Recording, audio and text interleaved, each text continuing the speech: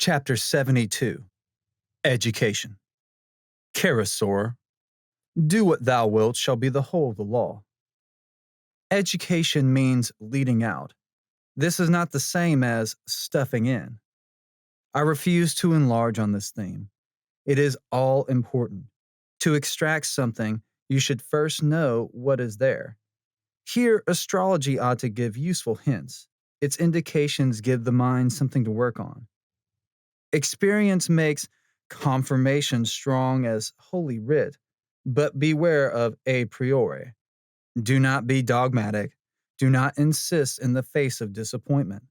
Astrology in education is useful as geology is to the prospector. It tells you the sort of thing to look for and the direction in which to explore. There are, however, two main lines of teaching which are of universal value to normal children. It is hardly possible to begin too early. First, accustom his ear from the start to noble sounds, the music of nature and the rhythm of great poetry. Do not aim at his understanding, but at his subconscious mind. Protect him from cacophonous noise. Avoid scoring any cheap success with him by inflicting jingles. Do not insult him by baby talk. Second, let him understand, as soon as you start actual teaching, the difference between the real and the conventional and what you make him memorize. Nothing irritates children more than the arbitrary, because I say so. Nobody knows why the alphabet has the order which we know. It is quite senseless. One could construct a much more rational order. For example, the mother, the single, and the double letters, all in the natural order of the elements, planets, and signs. Again, we have the missionary alphabet arranged scientifically as gutturals, modified ditto, dentals, labials, vowels, and so on. A most repulsive concoction. But I would not accept any emendation from the god Thoth himself. It is infinitely simpler to stick to the familiar order, but explain to the child that this is only for convenience, like the rule of the road, indeed, like almost any rule. But when your teaching is of the disputable kind, explain that too. Encourage him to question, to demand a reason, and to disagree. Get him to fence with you, sharpen his wits by dialect, lure him into thinking for himself. I want tricks which will show the advantages of a given subject of study. Make him pester you to teach him. We did this most successfully at the Abbey of Thelema. Let me give you an instance. Reading. One of us would take the children shopping and bring up the subject of ice cream. Where, oh, where could we get some? Presently, one would exclaim and point to a placard and say, I really do believe they'll be there somehow, and lo, it was so. Then they would wonder how one knew, and one would say, why, there's Helidos printed on that piece of card in the window. They would want to learn to read at once. We would discourage them, saying what hard work it was and how much crying it cost, at the same time giving another demonstration of the advantages. They would insist, and we should yield, to active, eager children, not to dullards that hated the idea of lessons. So with pretty well everything, we first excited the child's will in the desired direction. But, you ask, are there any special branches of learning which you regard as essential for all? Yes. I have written on education in Liber Elf, the Book of Wisdom or Folly. The book is itself education. There are, however, 6 chapters which treat of the subject in the special sense in which your question has involved us. So I shall fling these chapters headlong into this letter. De voluntate divinum. Long, O my son, hath been this digression from the plain path of my word concerning children. But it was most needful that thou shouldest understand the limits of true liberty. For that is not the will of any man which ultimateth in his own ruin and that of all his fellows, and that is not liberty whose exercise bringeth him to bondage. Thou mayest therefore assume that it is always an essential part of the will of any child to grow to manhood or to womanhood in health, and his guardians may therefore prevent him from ignorantly acting in opposition thereunto, care being always taken to remove the cause of the error, namely ignorance, as foresaid. Thou mayest also assume that it is part of the child's will to train every function of the mind, and the guardians may therefore combat the inertia which hinders its development. Yet here is much caution necessary, and it is better to work by exciting and satisfying any natural curiosity than by forcing application to set tasks, however obvious this necessity may appear. De modo disputani. Now, in this training of the child is one most dear consideration, that I shall impress upon thee as is conformity with our holy experience in the way of truth. And it is this, that since that which can be thought is not true, every statement is in some sense false. Even on the sea of pure reason, we may say that every statement is in some sense disputable. Therefore, in every case, even the simplest, the child should be taught not only the thesis, but also its opposite, leaving the decision to the child's own judgment and good sense, fortified by experience. And this practice will develop its power of thought, and its confidence in itself, and its interest in all knowledge. But most of all, beware against any attempt to bias its mind on any point that lieth without the square of ascertained and undisputed fact.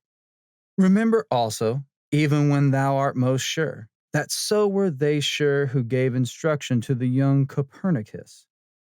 Pay reference also to the unknown, unto whom thou presumest to impart thy knowledge, for he may be one greater than thou.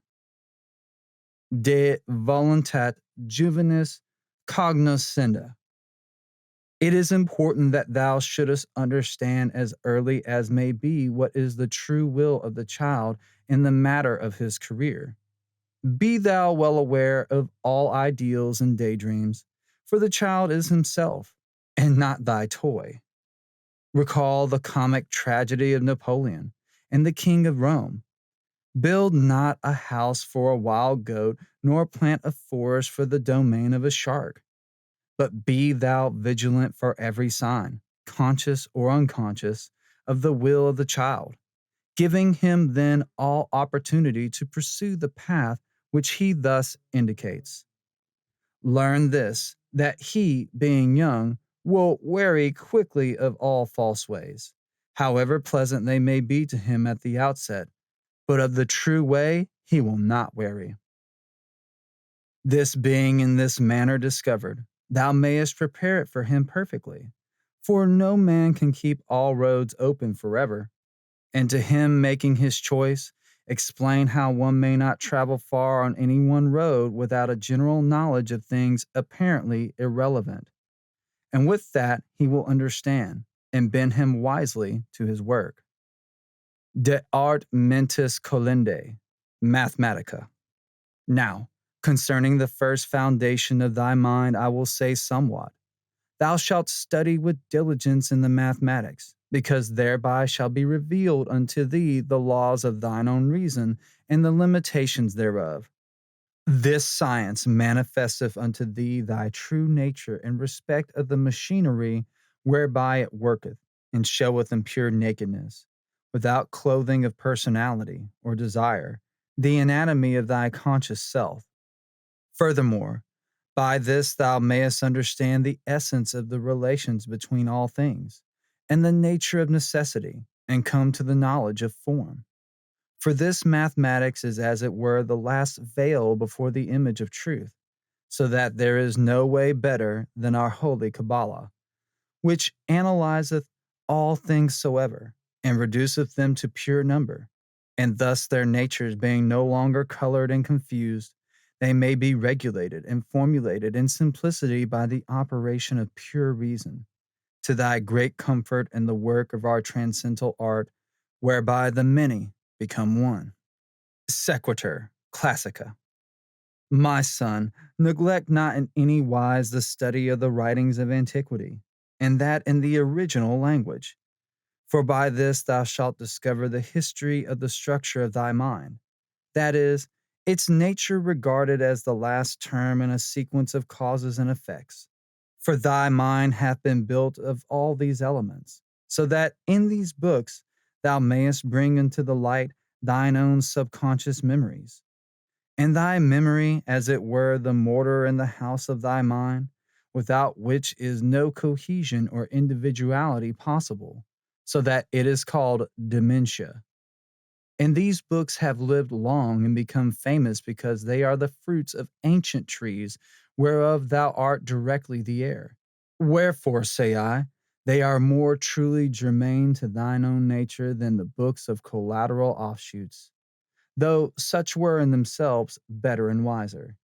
Yea, O my son, in these writings thou mayest study to come to the true comprehension of thine own nature, and that of the whole universe, in the dimension of time, even as the mathematic declareth it in that space, that is, of extension.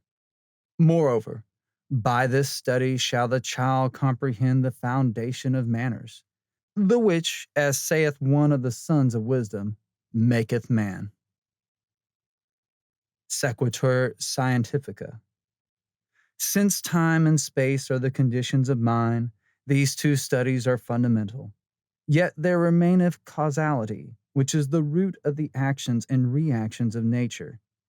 This also shalt thou seek ardently, that thou mayest comprehend the variety of the universe, its harmony and its beauty, with the knowledge of that which compelleth it. Yet this is not equal to the former two in power to reveal thee to thyself, and its first use is to instruct thee in the true method of advancement in knowledge, which is, fundamentally, the observation of the like and the unlike. Also, it shall arouse in thee the ecstasy of wonder, and it shall bring thee to a proper understanding of art magic. For our magic is but one of the powers that lie within us undeveloped and unanalyzed, and it is by the method of science that it must be made clear and available to the use of man. Is not this a gift beyond price, the fruit of a tree not only of knowledge but of life? For there is that in man which is God, and there is that also which is dust. And by our magic we shall make these twain one flesh, to the obtaining of the empery of the universe. I suppose I might have put it more concisely. Classics is itself initiation, being the key of the unconscious. Mathematics is the art of manipulating the Rosh and of raising it to Nishima, and science is coterminous with magic. These are the three branches of study which I regard as fundamental.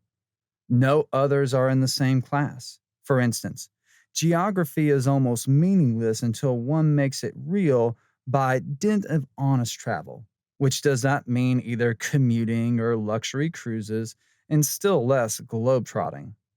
Law is a specialized study with a view to a career. History is too unsystematic and uncertain to be of much use as mental training.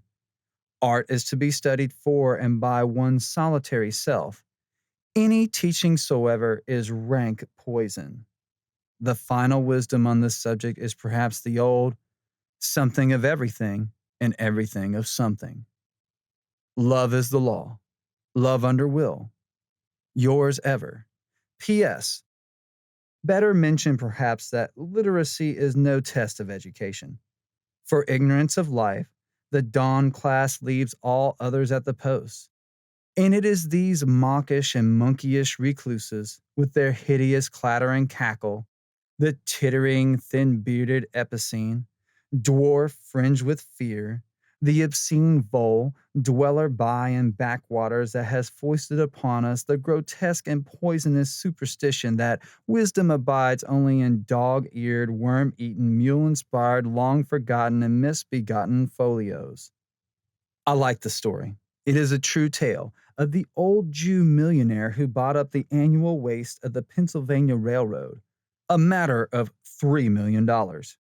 He called with his check very neatly made out and signed it by making his mark. The railroad man was naturally flabbergasted and could not help exclaiming, "Yet you made all those millions of yours. What would you have been if only you had been able to read and write? Doorkeeper at the synagogue was his prompt reply. His illiteracy had disqualified him when he applied for the job after landing. The story is not only true, but of all truth. See my previous letters on certainty. Books are not the only medium, even of learning.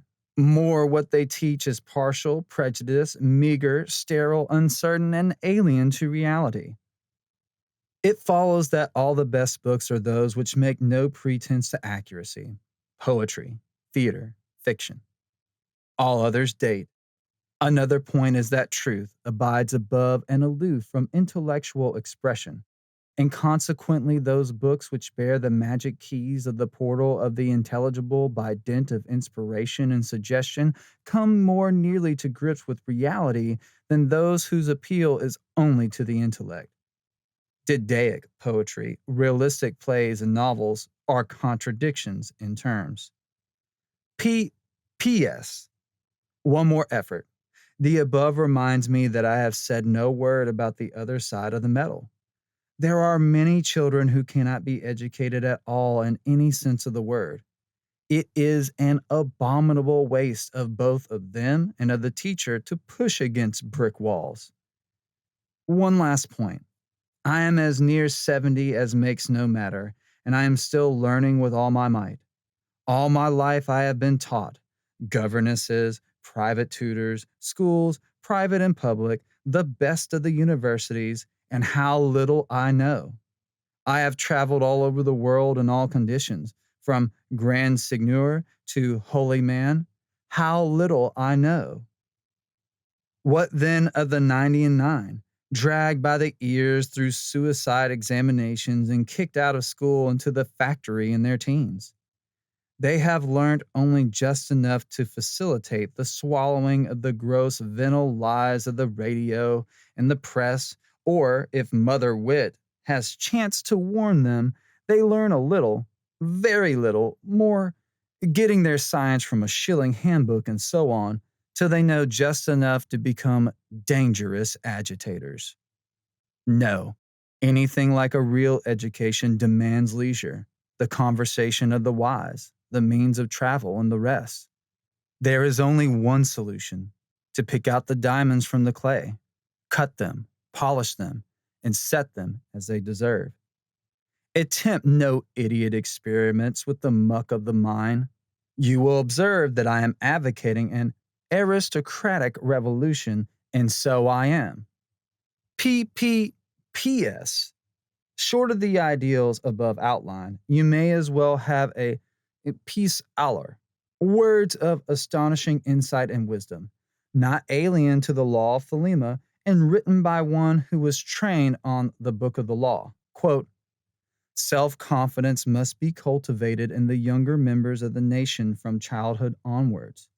Their whole education and training must be directed towards giving them a conviction that they are superior to others, wrote Hitler.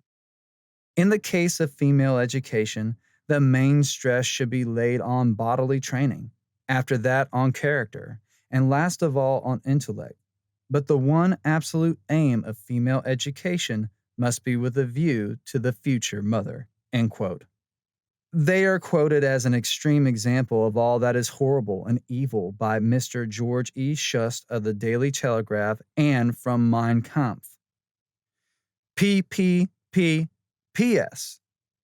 There is a game, an improvement on the spelling bee. I have anti-christened it fore and aft, so as to be natty and naval, which is in my opinion one of the 3 or 4 best indoor games for 2 ever invented. Here are the rules. In brief, any disputed points apply to me. 1. A word consists of 4 more letters. 2. It must be printed in big black type in the dictionary, chosen for reference. Natal's is fairly good, though some very well-known words are omitted. The Oxford Pocket Dictionary is useless. It is for morons, illiterates, wallowers in basic English, and, I suppose, Oxonians. No proper names, however well known, unless used as common. Example, Bobby, a flatfoot. a beetle crusher, a harness bull, or a shrew, a lady. X-rays is given in the plural only. Ditto to Röntgen rays, and they give Röntgenogram. You never can tell. Participles, plurals, and the like are not words, unless printed as such in big black type. Example given. Natal's juttingly is a word, jutting is not, being in smaller type. Soaking is in small type, but also in big type as a noun, so it is a word. 3. The dictionary is the sole and final arbiter. This produces blasphemy, but averts assassination. 4. The first player starts with the letter A. The second may put any letter he chooses either before or after that A. The other continues as he will and can. 5. The player who cannot add a letter without completing a word loses. 6. A player whose turn it is must either add his letter within a reasonable, this is a matter of good feeling, courtesy, and consideration, time, may say, I challenge, or alternatively, that is a word. The other must then give the word that he intends or deny that it is a word, within the meaning of the art, as the case may be. The dictionary decides the winner. The challenge player may give one word only, and that in the form which is printed in the dictionary. Example: if he were challenged at Brus and answered Brussels, he would lose. If Brussels sprouts, he would win. Hyphens need not be given. Cashmere is a word. It is a kind of shawl, etc. So is Charley, a night watchman. Don't argue, the dictionary decides. 7. This game calls not only for an extensive vocabulary, but for courage, foresight, judgment, resource, subtlety, and even a little cunning.